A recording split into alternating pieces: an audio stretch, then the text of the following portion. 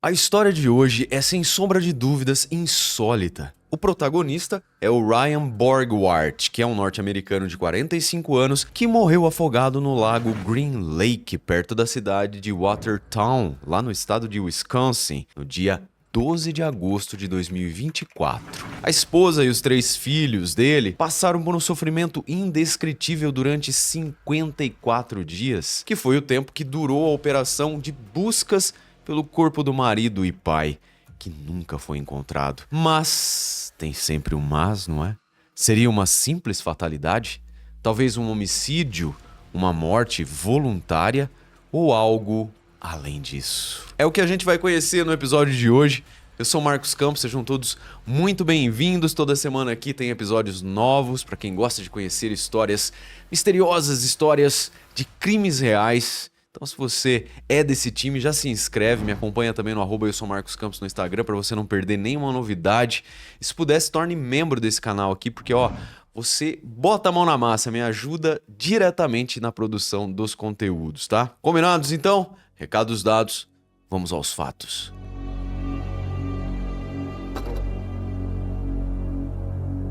Ryan Borgward. O Ryan desapareceu nas águas profundas do Green Lake, no Dodge Memorial County Park, que é lá em Wisconsin, nos Estados Unidos. Isso durante um passeio de caiaque. O Ryan tinha 45 anos, como eu comentei com vocês, e ele estava casado há 22 anos com a Emily, e era pai amoroso de 3 filhos adolescentes. Uma vidinha normal, um casamento normal, situação financeira normal e uma bela cidade de pouco mais de 20 mil habitantes. O que poderia dar errado, não é? Naquela manhã fatídica do dia 11 de agosto, o Ryan foi à igreja com a família.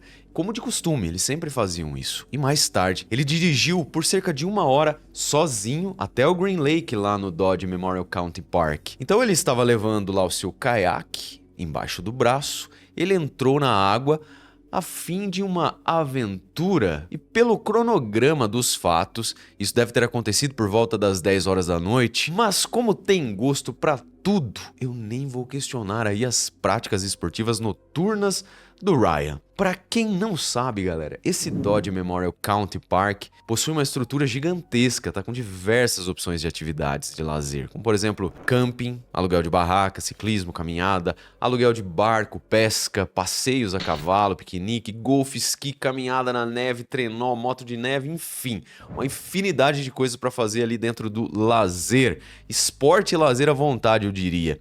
E assim, isso faz parte da cultura dos norte-americanos, né, galera? Esse lance de parque nacional, estadual. Bom, mas voltando aqui então ao relato, na manhã seguinte a tudo isso que aconteceu, né, esse passeio aí à noite pra andar de caiaque. Bom, era 12 de agosto então, quando a Emily Borgward, a esposa do Ryan, acordou e ela percebeu que o marido não estava do lado dela na cama, não tinha retornado daquele passeio. Claro que a Emily ficou muito preocupada com a possibilidade de ter acontecido algum acidente, um sentimento normal para qualquer pessoa, que se agravou quando ela tentou ligar para o marido e ele não atendia nem respondia as mensagens. Como qualquer pessoa faria, a Emily imediatamente entrou em contato com a polícia, informando aqueles fatos, no mínimo, inquietantes. Ela solicitava então um atendimento de socorro, buscas, esse tipo de coisa que acontece quando se relata que uma pessoa está desaparecida.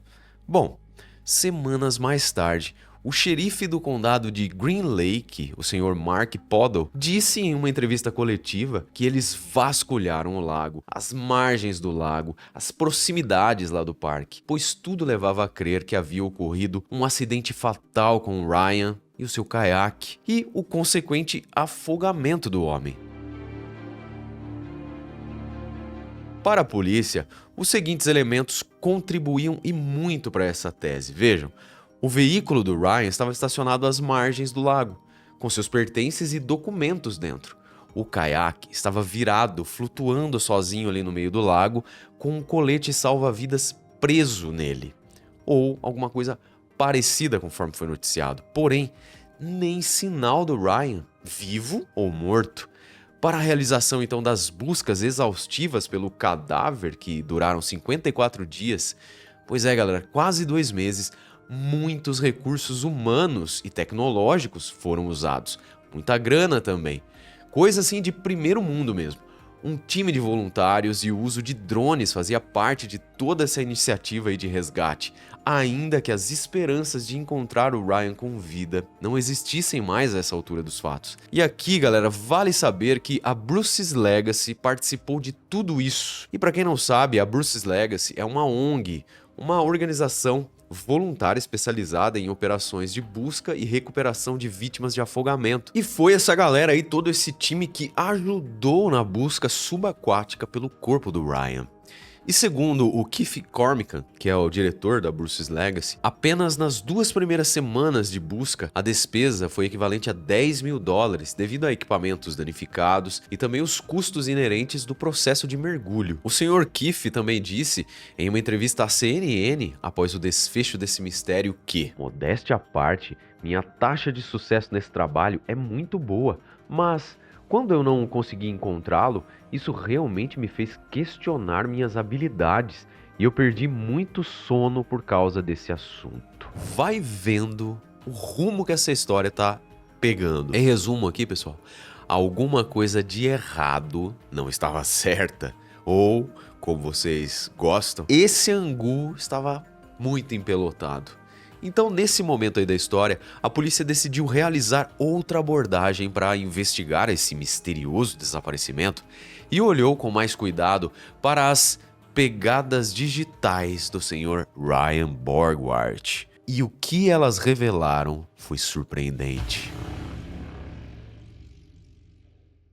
Identificar essas pegadas digitais, né, as coisas que ele fazia online, envolve aí a análise de pesquisas feitas na internet e em determinado computador, né, arquivos baixados, mesmo que posteriormente esses arquivos tenham sido apagados.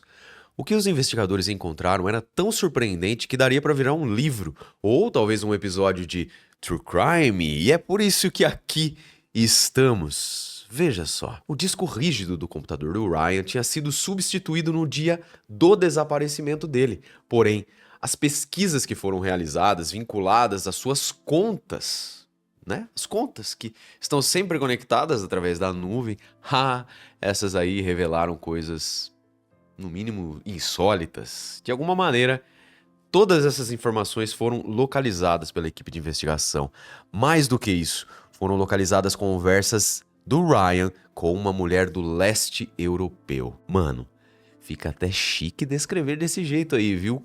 Conversas. Olha, eu acho que você já sacou o que essas conversas aí tinham, não é? Se alguém aí chutou românticas, íntimas, calientes, acertou. E um rápido parênteses aqui, tá? Sabe aqueles vídeos que mostram abordagens da polícia, né, de policiais a falsos cadeirantes e pessoas com deficiência física? Esses vídeos que ficam circulando aí pela internet, né, onde as pessoas estão pedindo dinheiro na rua. Então, quando o policial militar dá um grito assim mais forte que o grito de um pastor que ordena levanta e anda, daí o safado se sacode, né? Para de fingir que é deficiente e fica bom na hora, sai caminhando. Pois é, nesse episódio, a polícia de Wisconsin fez melhor ainda. Ela ressuscitou o Ryan Borgwardt. E eu já conto tudo em detalhes como isso aconteceu, tá? A ressurreição de Ryan Borgwardt. Fratelli Sorelli, as fontes não entram em detalhes, mas a esposa também foi analisada.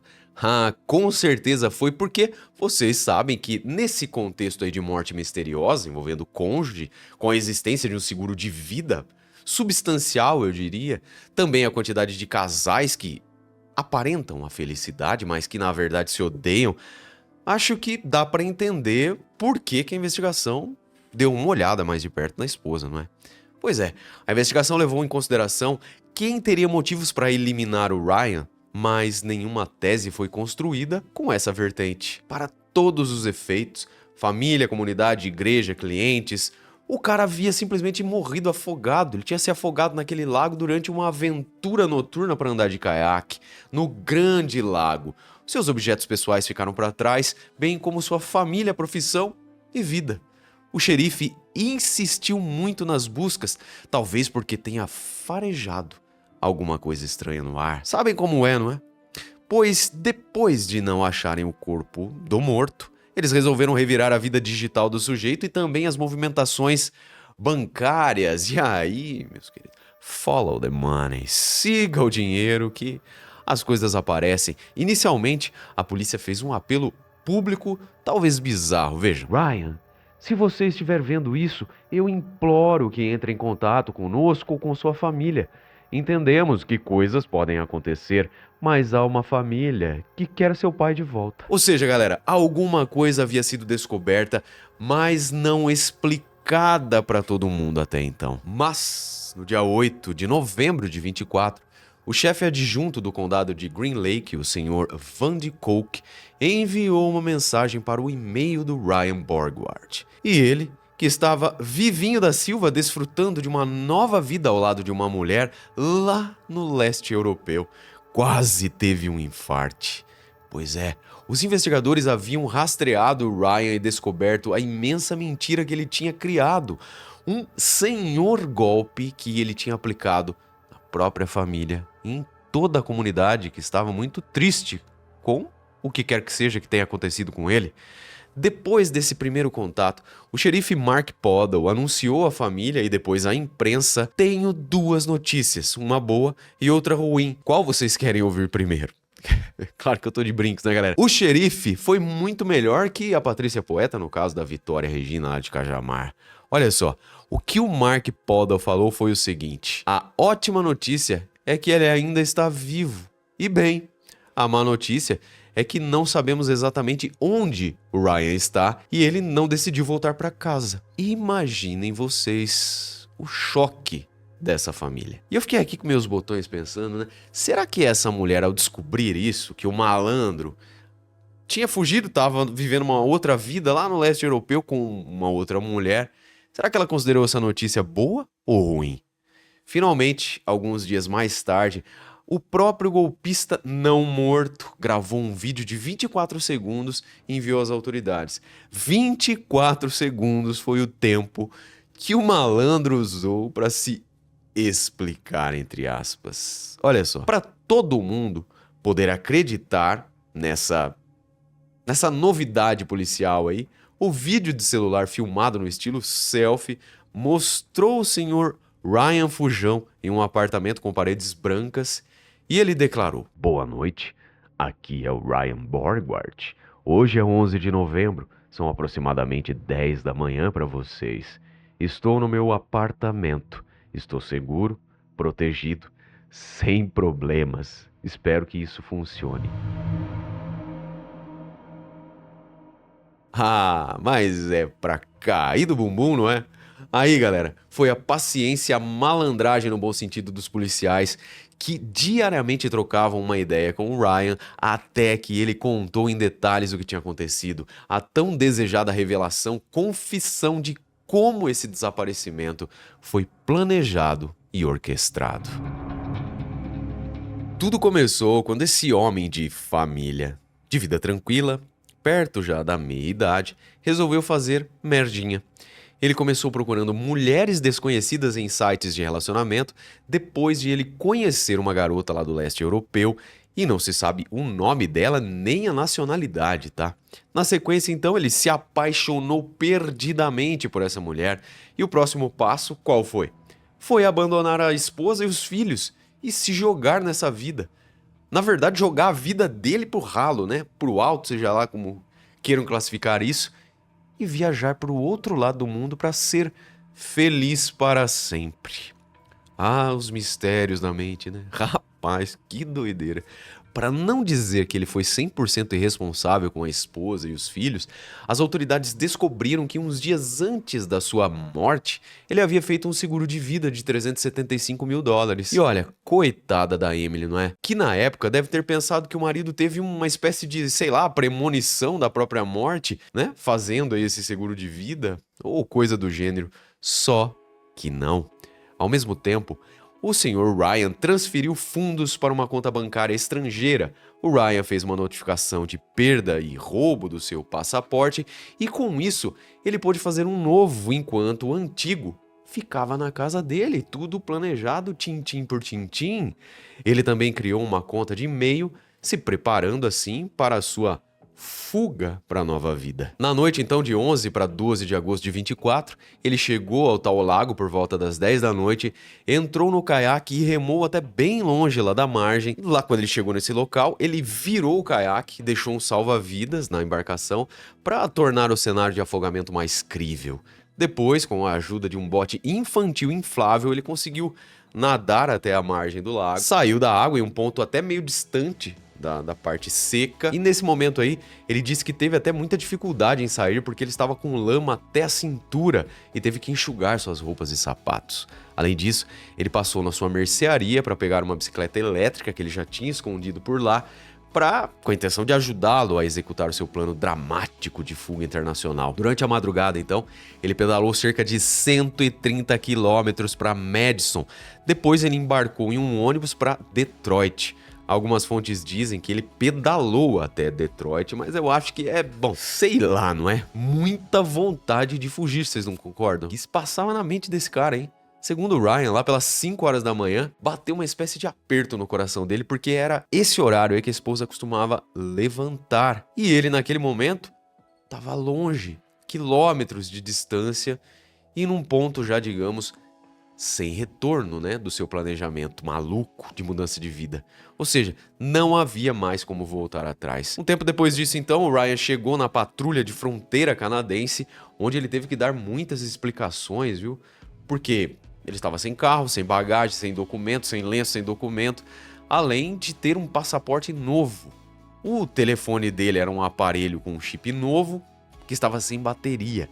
Ou seja, tudo muito, muito estranho e sei lá o que esse cara falou para esses guardas aí da fronteira, mas ele deve ter convencido os caras porque ele conseguiu passar e finalmente chegou ao aeroporto internacional na sua segunda etapa da viagem, digamos. Quando então ele pegou um voo de Toronto para Paris e depois pegou um outro voo para um país não detalhadamente especificado, tá? Muitas horas mais tarde, então, já no solo da nova vida, ele enviou um e-mail para sua namorada, até então virtual, dizendo que ele já tinha chegado e ela finalmente foi buscá-lo e eles se hospedaram em um hotel. Ah, a paixão, o love. Ele contou que levou $5.500 em dinheiro para ajudar na viagem, pesquisou bastante sobre como desaparecer e, na verdade, como ele explicou às autoridades, entre aspas, tudo dependia da minha morte no lago. O Ryan acompanhou as notícias da sua morte por meio da internet, sempre com o cuidado de acessar as informações dos jornais, lá norte-americanos, né, com um VPN. Assim, o endereço de IP dele aparecia que ele estava na Rússia, ou em algum outro lugar que não a Terra do Amor, que na verdade, acho que era a Geórgia, tá? Pois ele sabia que caso ele fosse pego na Geórgia, ele seria imediatamente extraditado. Quando então perguntado sobre sua possível motivação para fingir sua própria morte, ele apenas respondeu que tinha problemas pessoais e pensou que era a coisa certa a fazer. Um Black Mirror total, não é? Tipo, apertar um botão de reset da vida aí e toca o baile. Vale saber também, pessoal, que a polícia enviou diversos e-mails ao fujão, tá? Mentiroso, fazendo um jogo mental e apelando para as conexões afetivas dele. Uma típica chantagem emocional para convencê-lo a voltar para casa e limpar a bagunça que ele tinha deixado. O xerife falou que os filhos não podiam ficar sem o pai durante as festas de fim de ano e que o melhor presente para dar àquelas crianças era a presença do pai. Por fim, então, o Ryan Borgward voou de volta para os Estados Unidos na quarta-feira, 10 de dezembro, e se entregou. O ex-fugitivo agora, então, foi preso e acusado de obstruir a ação policial, o que é uma contravenção e não um crime. Porém, ele compareceu perante um juiz dizendo que não tinha dinheiro suficiente para um advogado e que ele tentaria se representar no tribunal. Seu saldo naquele momento era de apenas $20 na carteira. E uma vida emocional zerada, não é? O juiz do tribunal, o Mark T. Slate, lembrou ao réu que ele tinha direito a um advogado nomeado pelo tribunal e que poderia solicitar um se necessário. E no caso de ele ser condenado pela acusação de obstrução, ele enfrentará uma pena máxima de 9 meses de prisão e multa de $10.000, disse o juiz Slate. Você achou pouco? Talvez a vida encarregue de cobrar o resto dessa dívida? O que vocês acham? As autoridades também disseram que o morto repatriado às terras do tio Sam deve uns $40 mil pelo custo das buscas do seu cadáver. Buscas, obviamente, desnecessárias, ou seja, pelo desperdício de dinheiro público e que ele pode ser acusado de outros crimes associados ao seu desaparecimento. De qualquer maneira, ele se declarou inocente e foi libertado da prisão mediante uma fiança de $500. Que sabe-se lá quem pagou, porque eu acho que não foi a Emily, viu? Por quê? Quando a pobre Emily, tadinha, imediatamente, quando ela ficou sabendo dessa barbaridade que o marido dela protagonizou, que estava vivinho da Silvia ao lado de uma outra mulher lá na Europa, mulher inclusive que ele conheceu pela internet, ela entrou imediatamente com uma petição de separação legal. Mesmo que não seja um pedido de divórcio, galera, a separação já é o suficiente para que o tribunal decida sobre as questões que surgem do processo de divórcio, tá? Resumidamente aqui, os bens do casal e a custódia dos filhos. A Emily solicitou a guarda exclusiva dos seus 3 filhos adolescentes, alegando que o casamento de 22 anos estava irremediavelmente rompido. Além do pai dos filhos ser alguém completamente instável, convenhamos, não é? A família Borgward passou por um período de luto pela suposta morte e depois semanas de luto para aceitar o seu abandono voluntário. Bem complicado, não é? Pensem no potencial de bullying para as crianças. A pedido do promotor, o juiz orientou que a mídia não compartilhasse imagens dos familiares do réu e exigiu que o Ryan entregasse o seu passaporte. E é claro que a gente ficou sem saber os detalhes do tempo que ele passou fora, né? O lance aí com essa garota da internet lá no leste europeu. Ele realmente manteve isso em segredo, tá? O Ryan acha que tudo deu errado porque ele supunha que os investigadores parariam de procurá-lo depois de 2 semanas e que não haveria toda essa dedicação aí das forças policiais lá de Watertown, que envolveu até o FBI e a Interpol. O Ryan escolheu o xerife errado no departamento errado. Foi dessa maneira aí que o xerife Mark Podol terminou o relato do caso. E nós vamos refletir aqui, galera, agora sobre umas considerações de especialistas, tá, da psicologia, da sociologia, que podem explicar esse fenômeno de adultos que deixam suas vidas para trás. Casos como o do Ryan, também da Anna Kobayashi e do Luigi Mangione, que desapareceram durante um tempo em 2024. Essas histórias recentes falam do grande nível de sobrecarga que as pessoas estão sentindo. Pessoas que não reconhecem soluções fáceis para os seus problemas, então elas simplesmente querem fugir e escapar de tudo. E no fim das contas, elas acabam criando aí um problema ainda maior, né? Uma carga emocional ainda mais pesada. Pessoas em situações de escapismo extremo, tão sobrecarregadas neurologicamente que perdem a capacidade cognitiva para administrar o que está acontecendo em suas vidas. Daí, chutam o balde de vez sem pensar nas consequências. E aí, diante de toda essa história que eu contei para vocês, o que a gente pode dizer? Lamentável, insólita demais, não acho? Espero que você tenha apreciado o trabalho de hoje. Não esquece seu like se gostou. Comenta se já tinha conhecido alguma história semelhante. Eu agradeço imensamente sua companhia. Um beijo do Ruivo e até o próximo episódio.